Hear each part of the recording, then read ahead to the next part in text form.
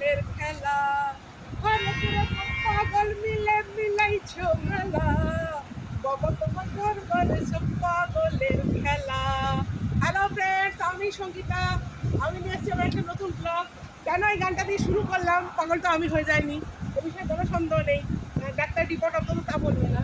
এই দেখা যাচ্ছে আমার ছেলের কলেজ, এই ইউএম জয়পুরের এই হচ্ছে বাউন্ডারি। মানে এখান দিয়ে দেখে শেষ করতে পারবে না, প্রচুর মনে হয় যেন কলেজটা ছোটো, কিন্তু এরিয়া ওয়াইজ অনেকটা এইটা। আর খুব রিসেন্ট 2-3 দিন হলো ওদের এসঅ্যাক হচ্ছে। এসঅ্যাক মানে হচ্ছে বিভিন্ন জায়গার ইউনিভার্সিটি থেকে ছেলেদের এনে একটা কম্পিটিশান হয়েছিল। আর সেখানে কী কী হয়েছিল সেটা আপনাদের দেখাবো, আর এই গানটা কেন করলাম সেটাও আপনাদের বোঝাবো। তার আগে একটু যখন উপরে এসেছি আপনাদের একটু ভিউটা দেখিয়ে দিই। এটা হচ্ছে মেন রোড, এটা দিয়ে খাটুশ্যাম চলে যাওয়া যায়। আর এইখানে খুব শীঘ্রই এটা দেখিয়ে রাখি, খুব শীঘ্রই এই ভিউটা নষ্ট হয়ে যাবে, কারণ এখানে প্রচুর প্লট হিসাবে মানে বিল্ডিং উঠবে, আর সেগুলো বিক্রি করা হবে, হোটেল হবে, দোকান হবে, মানে পুরো নষ্ট হয়ে যাবে। এই গ্রিন যেটা আছে পুরো নষ্ট হয়ে যাবে।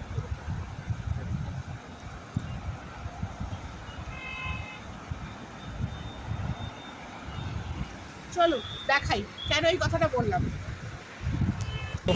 এই যে এই জন্যই বলছিলাম 40 ডিগ্রি টেম্পারেচার রাজস্থানের চৌমাথায় দাঁড়িয়ে পাগল হাত পা নেড়ে বোঝানোর চেষ্টা করছে কোন দিক দিয়ে যেতে হবে আর কোথায় যাবেন না এইটা। আর এই যে এখনো চলছে, যারা আমাদের আগে দেখেছেন তারা জানেন আমাদের রঙের কি অবস্থা হচ্ছে, গায়ের রঙের। আর এই রোদ্দুরে পুড়ে পুড়ে আরও অবস্থা খারাপ। এই এগিয়ে নিয়ে চলেছে, শুনে নিন একটু কি বকবক করছে। बिल्कुल सीधा सीधा आप चलते रहेंगे तो आपको गेट दिखने लग जाएगा, जो कि हमारी यूनिवर्सिटी की मेन गेट है। वहाँ पे आप देख सकते हैं ये है होटल करनी पैलेस। ये एक और इंडिकेशन है कि आप बिल्कुल हेलो, आप अभी जो देख रहे हैं वो है university of engineering and management Jaipur का मेन गेट। यहीं से आपको एंट्री लेना है और यहीं से आप हैकिंग जोन के अंदर बढ़ रहे होंगे।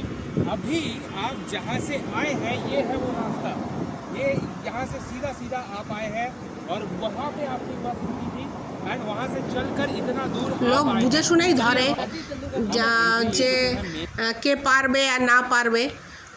আর এই হচ্ছে সাজানো হয়েছে বিল্ডিং, এরকম ভেতরে সাজানো হয়েছে। আর এইখানে এই নাম এনরোল চলছে, প্রায় 700 জনের পরে লোক এসছিল। আর এই যে আর এক পাগলামো বসে রয়েছে। এখন এই এদের 700 জনের সামলানোর দায়িত্ব এদের দেওয়া হয়েছিল। অনেকেই আছে এখানে, শুধু আমার ছেলেকে দেখালাম। আর এটা হচ্ছে খাওয়ার জায়গা, ক্যান্টিন আছে, কিন্তু ক্যান্টিনে খাওয়ানো সম্ভব না, কারণ হচ্ছে 700 জনকে বসানোর মতন জায়গা। আমি সেটাই ভাবছিলাম যে যখন এসে ছেলে বলল প্রায় 700 জনের পরে লোক এসছে, 700টা টিম, তখন আমি ভাবলাম যে এত লোককে কোথায় বসাবে, তো মানে খাওয়ার জন্য আমি ভাবলাম যে অরাজকতা হবে, কিন্তু বুদ্ধি করে ওরা বাইরে একটা খোলা জায়গায় এই রকমভাবে করেছে।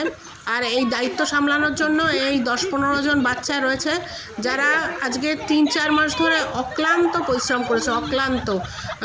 1 রাত 2 রাত জাগা এরকম লোকও আছে যে হয়তো 24 ঘন্টায় ঘুমাতে পারেনি।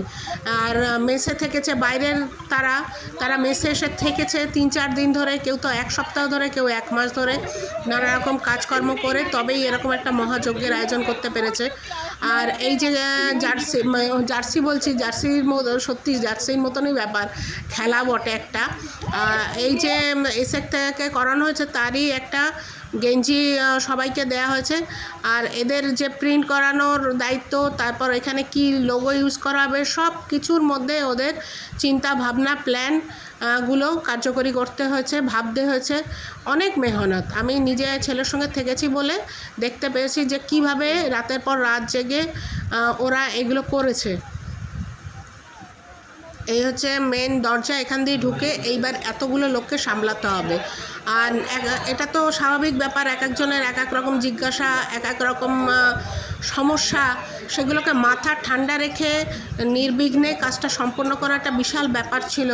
এখানে ওরা সেটাই প্রথম দিকের এইটা এরকম 4-5টা ঘরে বসাতে হয়েছে। বুঝতেই পারছেন এত লোককে একটা ঘরে তো আর বসানো সম্ভব না। এবারে তাদের সেইভাবে বুঝিয়ে দিতে হচ্ছে। এই যে ভলান্টিয়ার্সরা রয়েছেন তারা বুঝিয়ে দিচ্ছেন যে কিভাবে কি করতে হবে না হবে, কতদূর তোমরা সাহায্য নিতে পারো, আর কতদূর হচ্ছে নিজের প্ল্যান করতে হবে সেটা। আর এটা হচ্ছে সেই রাত্রিবেলায়, শুধু তো আগেই বলেছি যখন আমার ছেলেও এই স্যাকের ছিল কিংবা বিভিন্ন জায়গায় যায়, দেখিয়েছি যে আপনাদের বলেছি যে একভাবে তো কেউ কাজ করতে পারে না, তাদের জন্য একটু মেন্টাল রিলিফের ব্যবস্থা করতে হয়। এখানে একটা ডিজের মতন বন্দোবস্ত করা হয়েছে, সেখানেই ওরা আনন্দ করছে দেখুন। আর এই গানটা এসব কাণ্ড কারখানার জন্যই আমি শুরু করেছিলাম এই গানটা গেয়ে।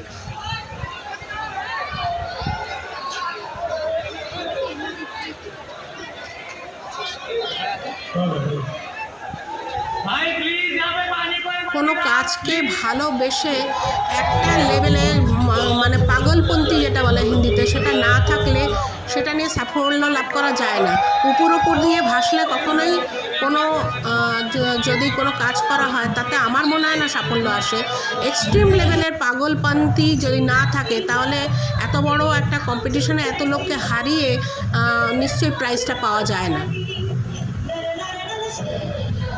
যারা প্রাইজ জিতেছে তাদের সঙ্গে কথা বলতে পারলে হয়তো শোনা যেত যে তারা কিভাবে দিনের পর দিন রাতের পর রাত ভেবেছে যে আমরা কিভাবে আমাদের প্রজেক্টটাকে সাবমিট করব বা আমরা কি করব, সেটা তাদের সঙ্গে কথা বললে অবশ্যই জানা যেত। এই চলছে নাচের অনুষ্ঠান।